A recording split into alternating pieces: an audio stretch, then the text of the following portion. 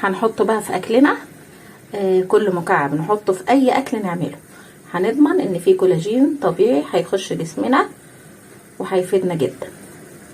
ونفضيه كده، طبعا شلناه من المكعبات بتاعه التلج وهنشيله في كيس. ناخد المكعب اولا باول في الكيس اهو وعلى الفريزر على طول.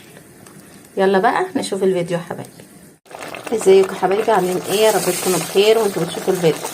احنا عملنا طبعا يا حبايبي زي ما انتوا عارفين قبل كده في الفيديو مكعبات الكولاجين. شوفوا بقى انا بعمل كوسه اهو، هنحط هنا مكعب، وفي اللحمه مكعب، والرز اللي احنا هنعمله مكعب، وكده المكعبات هتدوب في الاكل، ويبقى ضمننا في اكلنا احلى كولاجين طبيعي من شوربه الكوارع.